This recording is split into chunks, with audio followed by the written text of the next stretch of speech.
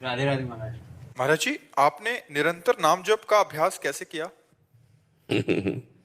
राधा राधा राधा राधा राधा राधा राधा। नहीं, देखो तुम भी करो, राधा राधा। अंदर करो।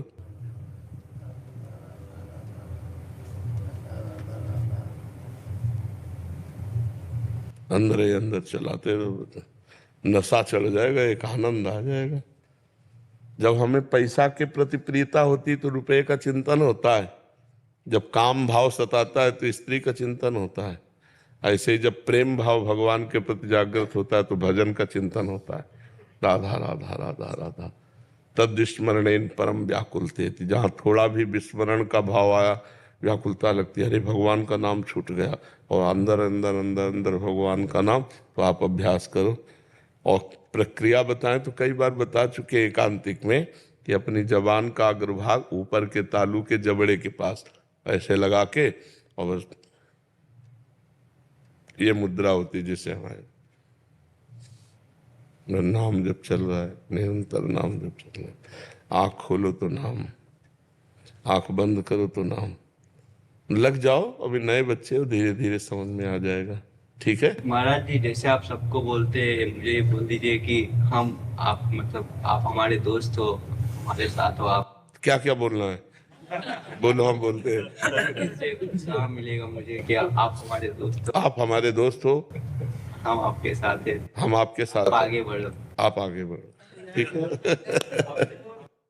पंकज जी हरिद्वार से।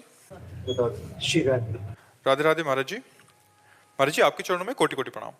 महाराज जी, हम गृहस्थी में रहते हुए विरक्ति के दिव्य भाव को अखंड निरंतर बनाने में कैसे समर्थ हो सकते हैं? जब भूल जाओ कि हम गृहस्थी है, हम भगवान के अंश हैं। पहले गृहस्थी हो कि पहले भगवान के अंश हो, है ना? हाँ, हम गृहस्थी रूपी कर्तव्य कर्म का पालन करते हैं, हम गृहस्थी नहीं है। हम भगवान के अंश हैं, मनुष्य शरीर हमें मिला है और धर्म मिला है, गृहस्थ धर्म पालन करना। गलती हमसे यही हो जाती है कि हम लोग अपने स्वरूप को, अपने कर्तव्य को भूल जाते हैं। जैसे एक रिक्शा चालक है, उसे कहो ये रिक्शा, खड़ा हो जाता है। क्या वो रिक्शा है क्या? पर उसने रिक्शा में तन्मयता कर ली तो रिक्शा, अब वही कुछ दिन के बाद पैसा कमा के टैक्सी चलाने लगे, तो उससे कहो ये रिक्शा, वो नहीं खड़ा होगा। और उससे बोलो ये टैक्सी, वो खड़ा होगा, क्योंकि टैक्सी में उसने तन्मयता कर ली। तो हम दिव्य भाव प्राप्त करना चाहते हैं, भगवान को तन्मयता कर लिए गृहस्थी में, तो कैसे प्राप्त हो सकते? जैसे वो रिक्शा में तन्मयता करके रिक्शा कहते ही खड़ा हो गया, ऐसे आपने अपने को गृहस्थी बोल दिया। गृहस्थ में तन्मयता कर ली तो गृहस्थी हो गए। तो भगवान में तन्मयता कैसे कर पाओगे? भगवान में तन्मयता करने के लिए गृहस्थी को भी भगवत में बनानी पड़ेगी। नाथ सकल संपदा तुम्हारी, मैं सेवक समेत सुत नारी। ये गृहस्थी को भक्ति कर्तव्य से जोड़ दो तो आप दिव्य भाव वाले बन जाएंगे। ये मेरी पत्नी है, मेरा पुत्र, मेरा मेरा मेरा, मैं मेरा तय तेरा, इसी का नाम माया है। मैं और मोर तोर तय माया, जे बस कीन्हे जीव निकाया। गो गोचर जहाँ लघु मन जाई, सो सब माया जान हो भाई। भाई अगर परमात्मा प्राप्ति करनी तो नाम जप करो। माता पिता पत्नी पुत्र परिवार सब भगवान का जन है। भगवान ने मुझे सेवा दी है तो धर्म पूर्वक धन कमाओ और धर्म की पूर्ति के लिए धन का खर्चा करो। माता पिता बुजुर्ग जनों की सेवा, पत्नी की इच्छा की पूर्ति करना, पुत्र को यथायोग्य पढ़ाना लिखाना, सेवा करना और नाम जप करना। तो जो एक विरक्त को भगवत प्राप्ति होती है वैसे गृहस्थ को हो जाएगी। उसको अपने अपने धर्म से चलना है। हम यहाँ से दौड़े तुम वहां से दौड़ो, लक्ष्य दोनों का एक है, पहुंचे पहुंच गए। गृहस्थी विरक्ति से थोड़ी मतलब भगवान को तो प्रीति से मतलब है। प्रेम से जो पुकारे, प्रेम से जो भजे वही भगवान का। विरक्त होकर पाखंड करे तो नरक जाएगा, भगवान को थोड़ी प्राप्त होगा। क्यों? कपड़ा भेष बदल के पाखंड करे तो नरक जाएगा, भगवान को थोड़ी प्राप्त होगा। और गृहस्थ बनकर भगवान का भजन करे तो भगवान को प्राप्त होगा। मेन बात है धर्म पूर्वक भजन करना। तो वैसे आप करो धर्म पूर्वक भजन। जो तुम्हें धर्म के विषय में न समझ में आता हो तो शास्त्र स्वाध्याय करो, संतों से प्रश्न करो और उस धर्म को समझ कर वैसे चलो। तुम्हारा कल्याण हो जाएगा। और नाम जप करते रहो। नाम जप करते हो, कोई नशा, कोई गंदी आए। श्याम सदाशिव का आपके मार्गदर्शन से जाप कर रहे हैं। अनु ठाकुर जी अमृतसर से, चेन्नई से। राधे राधे महाराज जी। महाराज जी, आपको सोशल मीडिया पे जो एक बार देख लेता है फिर वो अपने आदत नहीं सुधार सकता, देखते ही रहेगा। ऐसा लगता है भगवान हमें वही वीडियो दिखा रहे हैं जिसका जवाब हम ढूंढ रहे हैं। आप हमेशा कहते हैं कि नाम जप करो। महाराज जी, हम नए साधक पर शुरू कहाँ से करें, उसकी आदत डालना मुश्किल सा लगता है। राधा राधा राधा नाम शुरू करो, यहां से शुरू करो। भोजन सुधारो, मांस मछली मत खाओ, शराब मत पियो, पराई माता बहनों की तरफ पाप दृष्टि मत करो, नाम जप करो। बहुत बढ़िया जीवन, परम पवित्र जीवन, बिल्कुल सरल बात है। देखो, ये जो लोगों के दिमाग में बैठ गया है दूसरों का मांस खा करके अपने शरीर को पुष्ट करना, ये राक्षसी बुद्धि है। 56 प्रकार के भोग हमारे ठाकुर जी को लगते हैं। लार चूजा ऐसे ऐसे पदार्थ बनते हैं। दूसरों के गंदे मांस से पोषण करना, दुर्गंध आती है ऐसी मछली के शरीर को पका के खाना, राक्षसी बुद्धि। अंडा में देखो कितना गंदा, उसको क्या बुद्धि भ्रष्ट हो गई लोगों की, अंडा मांस मछली खाना। शराब पीकर नालियों में पड़े रहते हैं, तुम्हारा शरीर के अंग खराब कर रहे, तुम्हारा पैसा खराब कर रहे, तुम्हारी बुद्धि भ्रष्ट कर रहे, फिर भी लोग शराब पी रहे हैं। तो इन बातों से बचो, शराब पीना बंद। अच्छा, दूसरे की माता बहन की तरफ गंदी दृष्टि रखने से हमारा तेज, हमारी आयु, हमारी बुद्धि, हमारी स्त्री कीर्ति सब नष्ट हो जाती है। एक मर्यादा बनाई गई है। अगर गृहस्थ में हो तो पाणी ग्रहण हो गया, अपनी पत्नी से ही प्यार करो, दूसरे की तरफ दृष्टि मत उठाओ गंदी भावना से, तो आपका मंगल हो जाएगा। ये पहले आचरणों को, जो गंदगी के आचरण है, इनको रोके और खूब राधा राधा राधा जपे। एक आनंद आने लगेगा, एक मस्ती आने लगेगी। उसी मस्ती में हम बड़े बड़े दुखों को सहकर पार हो जाते हैं। अगर मस्ती नहीं तो फिर ऐसे ऐसे दुख है कि आदमी फिर डिप्रेशन में पहुंच जाता है, फिर सोचने लगता है सुस्त करने क्या, तो स्टेट कोई हल तो है नहीं, बट नहीं छुट्टी नहीं पटाई, कर्म बिगड़ गया फिर और दुर्गति होती है। तो इसलिए हमें लगता है कि हम जो कर्म हमारे बिगड़ने वाले उनको संभालें, यही है प्रधान कार्य। देखो, आपसे अगर और कोई छोटी मोटी गलती हो गई तो बहुत जल्दी नष्ट हो जाती। जब हम जलन करते हैं तो पाप नष्ट हो, लेकिन पराई स्त्री या ऐसे, ये बहुत खतरनाक खेल है। इनमें कलयुग का वास है। पर स्त्री गमन, पर द्रव्यापहरण, मांस भक्षण, द्वैत क्रीड़ा, ये इन सब में कलयुग का वास है। तो ये सब नहीं करना चाहिए। आजकल छोटे छोटे बच्चे गेम खेलने लगे, मोबाइल में अपना जीवन नष्ट कर रहे हैं, और ऐसे ऐसे एडवर्टाइज आते हैं तो उनको लगता है कि बहुत जल्दी करोड़पति बन जाएंगे, और सब खाकपति हो जाते हैं। जो कुछ माता पिता के पास पैसा भी होता है वो भी नष्ट कर देते हैं।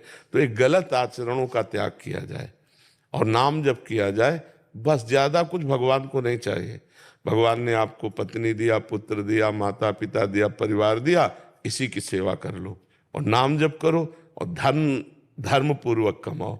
बस इतने में हमारे भगवान राजी। ज्यादा तपस्या और योग आदि तो हम लोगों के लिए है। रात दिन तपस्या में, साधना में, भजन में बैठे, आप लोगों के लिए खूब कमाओ धर्म पूर्वक। संत महात्मा गौ इनकी सेवा करो, नाम जप करो, असत आचरण मत करो, इसी से आपका कल्याण हो जाएगा। गृहस्थी में ज्यादा विधान नहीं, वो बस अपने धर्म का पालन करता रहे। अरे जी, आप कभी कर्मों का जब खेल बताते हैं, कर्मों का जब पूरा चक्कर बताते हैं तो भयभीत हो जाता है मन की। छोटी छोटी बातों से ही अगर किसी का दिल दुखाया या किसी को हमारे द्वारा ऐसा आचरण हो गया तो उसका हमें भोगना पड़ेगा महाराज जी। पर महाराज जी, कभी कभी दूसरे पक्ष में देखा जाता है कि कोई बहुत बुरे आचरण कर रहा है और वो बहुत बाहरी, उससे देखा जा रहा है कि वो बहुत धन संपदा और कुछ समय के लिए, जैसे उसका रहस्य जो नहीं जानते वो नहीं समझ पाते। जैसे पुण्य अधिक है, पाप कम है, तो हमें पहले पाप भोगाया जाएगा। ये हमारे सृष्टि भागवतिक विधान में है। पहले पाप भोगवाया जाएगा, और जहां ये खत्म हुआ तो पीछे का पुण्य और अभी का पुण्य, प्रकाश ही प्रकाश, आनंद ही आनंद, कभी दुख नहीं भोगना पड़ेगा आगे।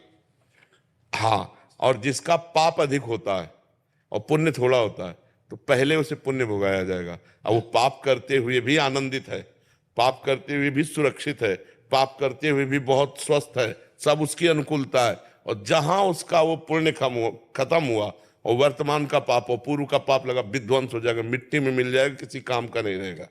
ये रहस्य है। हाँ, आंतरिक ये रहस्य है। देखो, महाराज नृग ने इतना दान किया कि दानियों में सर्वश्रेष्ठ नाम पड़ा, और उनसे थोड़ा सा पाप बन गया। गाय, जो दान न लेने वाले ब्राह्मण की गाय गौशाला आ गई और उन्होंने दान में दे दिया। अब वो वापस नहीं दे रहा था, वो वापस ले नहीं रहा था, और गौएं, बस इतने अपराध के। तो वहां पूछा गया कि आपका थोड़ा सा पाप है, आपको भोगना पड़ेगा, तो आप पहले पाप भोगिए क्योंकि थोड़ा है। तो उनका जिससे तुरंत गिरगिट बन के द्वारिका में कुएं में पड़े थे, और पुण्य का महान फल कि भगवान श्री कृष्ण के हाथ से उनका उद्धार हुआ और वो अपने स्वरूप को चले गए। तो ये जो पापी लोग हैं बहुत सुखी दिखाई देते हैं, इनका पूर्व का पुण्य जो थोड़ा है उसको नष्ट किया जाता है, और जब ये नष्ट हुआ तो देख लो ऐसे परिवार हैं कि विध्वंस हो गए, देखा गया। हाँ, वो नष्ट हो जाता है। जब पाप का परिणाम आएगा तो नष्ट हो जाएगा। बड़े बड़े संतों को कष्ट में देखा जाता है, क्यों? उनके थोड़े पाप हैं, भोग कर वो भगवान को प्राप्त होंगे। कुंवर जी जो भजन कर रहे हैं वो, उनमें काफी प्रश्न भी आते हैं ऐसे, तो फिर तो पूर्व का जो पाप है वो उसको कष्ट दे रहा है, और जहां ये पूर्व का पाप नष्ट हुआ और पुण्य का मिलान हुआ, प्रकाश हो जाएगा, आनंदित हो जाएगा। इस विधान को संसारी लोग जानते नहीं, तो कहते ज्यादा धर्म कर्म करोगे तो दुख ही भोगोगे, ज्यादा भजन करोगे तो दुख भोगोगे, क्योंकि पाप करने वाले सुखी हो रहे। ऐसा नहीं, पाप करने वाले के पास तो कुछ बच ही नहीं जाता, फिर पुण्य नष्ट हो, तभी तो किसी काम का नहीं रहता कि यहाँ का सब कुछ नष्ट हो जाएगा, इसके बाद नाली का कीड़ा बनेगा कि भूत बनेगा कि प्रेत बनेगा, क्या बनेगा, कोई परिणाम का पता नहीं। वो तो कष्ट ही कष्ट है आगे। बस आगे कष्ट है, इसीलिए तो शास्त्र में भरा पड़ा हुआ कि होश में हो जाओ, होश में, नहीं तो फिर भोगना ही भोगना पड़ेगा। नरक जाओ, फिर अन्य योनियों में जाओ, उसमें भी बड़ा कष्ट। मनुष्य शरीर में तो कहीं पीड़ा है तो हम वैद्य डॉक्टर से मिल सकते हैं, लेकिन सुअर कुत्ता बनने पर, अरे जिंदा जला के लोग खा रहे हैं, हाथ पैर बांध दिए ऐसे ही लकड़ी में, नीचे से आग लगा दी, धीरे धीरे पक रहा है और उसे खा रहे हैं लोग। बड़ा पाप कर्म करते हैं, पाप कर्म का फल बहुत दुखमय होता है। अब मान लो इस समय हम सुधार में चल रहे हैं, लेकिन पीछे बुरा किया तो भोगना पड़ेगा। सभी लोग कहते हैं अरे बताओ इतने बड़े साधु, इनको कैंसर हो गया, तो भोगना पड़ेगा ना, पूर्व में कर्म किए, अवश्य में भोक्तव्यम कृतम कर्म शुभाशुभम। इसलिए डरो, पाप कर्म मत करो, अच्छे कर्म करो, नाम जप करो, दूसरों का हित करो, इसी में मंगल हो जाएगा। ऐश्वर्या जी मथुरा से। राधे राधे। महाराज जी, गुरुदेव, मन कई बार बहुत खिन्न हो जाता है इस माया रूपी संसार से, कई बार अपने ही गहरे घाव देते हैं, परंतु एक माँ हूँ, एक पुत्री हूँ, जिम्मेदारी के कारण विरक्त नहीं हो सकती, कृपया बताएं। नहीं, विरक्त होने ये क्यों सबके दिमाग में बैठ गया कि विरक्त जो हो करके हम सारी झंझटों से बच जाएंगे। नाना प्रकार की सर्दी, गर्मी, बरसात, सब दुखों को सहना, लोग उपहास कर रहे हैं, लोग अपमान कर रहे हैं, उसको भी सहना है। ये संत का जो मार्ग है बहुत कठिन मार्ग है। ये थोड़ी कि हम संत बन गए तो लोगों को ऐसा लगता है संत बनना बहुत कठिन बात है, बहुत कठिन। माया से कैसे दूर रहा? अरे ये माया है, देखो ये माया, ये शरीर माया है, मन माया है, बुद्धि माया है, चित्त माया है, अहंकार माया, अंदर बाहर माया ही माया है। माया कोई गलत नहीं है, जब हम इसका गलत प्रयोग करते हैं तो गलत है। देखो हमारी वाणी है, इससे हम राम कृष्ण बोल रहे हैं या किसी को गाली दे दें, तो गाली देना माया में फंसना, राम कृष्ण बोलना भक्ति में है। ये शरीर है, हम दूसरों का उपकार करते हैं, धर्म पूर्वक चलते हैं, तो यही माया हमारे हितकर है, और इसी से हम जब गलत करते हैं तो जेल और नरक भोगना पड़ता है। माया कोई बुरी वस्तु नहीं है। देखो क्या माया नहीं, माया हवा दे रही, माया माइक से आवाज जा रही, माया बुलवा रही। तो जब हम माया का दुरुपयोग करते हैं तो बुरी चीज है, नहीं माया का सदुपयोग। अच्छा रुपया है, माया है ना, संत सेवा में लग गया, रुपया है किसी बीमार की सेवा में लग गया, माता पिता की सेवा में लग गया, तो माया ही तो है ना। कितना बढ़िया जगह लग गई। अब वैश्यागमन में रुपया लग गया, शराब पीने में रुपया लग गया, पार्टीबाजी में रुपया लग गया, गलत। माया का गलत प्रयोग ना करो तो भगवान से माया मिला देगी। भगवान की तो माया है ना। आप हमें बताओ माया बुरी कहाँ है? जहां हम बुरे आचरण किए वही माया बुरी है, और बुरे आचरण छोड़ दो तो माया नाम की कोई चीज ही नहीं। भगवान ही भगवान है, कोई माया नहीं। बताओ कहाँ माया है? ये शरीर भगवान का रचा हुआ है, मन भगवान का रचा हुआ, अच्छे आचरण करो, माया नाम की चीज नहीं। लोग गंदे आचरण करते हैं और दोष दे देते हैं माया बहुत बुरी है, माया बहुत बुरी है। नहीं, माया बुरी नहीं यार, तुम बुरे हो, तुम बुरा आचरण करते हो। नहीं तो माया के पास दोनों डिपार्टमेंट है, अच्छे भी हैं और बुरे भी हैं। तो बुरे मत बनो, अच्छे बन जाओ। तो देखो तुम्हें ये कपड़ा है, ये कपड़ा ही तो है ना, तो क्या कपड़ा केवल पहन लेने मात्र से माया मुक्त हो जाएंगे क्या? ये भी तो माया है, ये भी कपड़ा भी तो माया है। बात समझना है। अब हम अच्छे कपड़े पहन करके भगवान के अच्छे मार्ग में चल रहे हैं तो नमस्कार, वही कपड़े पहन करके पाखंड करने लगो तो पिटोगे, निंदा होगी। तो हमें समझना है कि दो मार्ग हैं, एक गलत मार्ग, एक सही मार्ग। सही मार्ग में चलो तो माया माँ की तरह सहयोग करके भगवान के पास पहुंचा देगी, और गलत कार्य करोगे तो माया जो है वो तुम्हारे ऊपर शासन करके तुम्हें नरक और नाना प्रकार के दुखों में फंसा देगी। तो जिन लोगों का ऐसा मानना है कि यार सब झंझट से मुक्त होके बाबा जी बन जाओ, वो कायर है। नहीं, ऐसा नहीं। बाबागिरी बहुत मेहनत का काम है। हम कह रहे हैं 5 मिनट आप बाबागिरी वाला काम करो, 5 मिनट अपने मन को एक नाम में 5 मिनट लगा के दिखाओ, हटने न पावे 5 मिनट, तो फिर पता चले बाबागिरी क्या। 24 घंटे परमात्मा में चित्त को लगाना और सबकी सहना, हर दुख सुख सहना। आप क्या समझते हो केवल भोजन की जरूरत है क्या? अरे सबके पास हृदय है, सबके पास शरीर है, वो सारे विकार आते हैं जो तुम्हारे अंदर आते हैं, उन विकारों को सहना, भगवान के प्रति पूर्ण समर्पित होना और संसार के दुख सुख को सह जाना, फिर तो साधुता का लक्षण एक अलग है।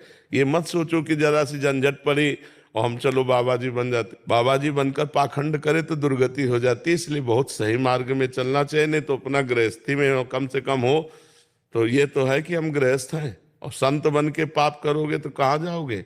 फिर तो दुर्गति हो जाएगी। इसलिए संत बनने की बाहरी मत सोचो, अंदर से संत बनो, अंदर से आचरण संतों के लाभ। वो परमवीर चक्र आते थे ना, योगेंद्र सिंह जी। अच्छा, हाँ, मास्क लगाया शायद इस प्रणाम करने के लिए आया है। और जो आप बताते हैं ना, आस्था, विश्वास, भक्ति और श्रद्धा और समर्पण, उसका साक्षात्कार अभी मैंने देखा। बेटे का एक्सीडेंट हुआ, कोई वो नहीं थी उम्मीद में, कोयम्बटूर था आपके आदेश अनुसार बच्चों को मोटिवेट करने के लिए। रात को 1:30 बजे फोन आया, आपको समर्पित कर दिया। और मैंने ये फ्लाइट में 2 घंटे के में ये देखा कि डॉक्टर के रूप में आप वहाँ खड़े हैं और ऑपरेट कर रहे हैं, ऐसे ऐसे उसका निकाल रहे हैं पूरा ब्रेन से वो ब्लड।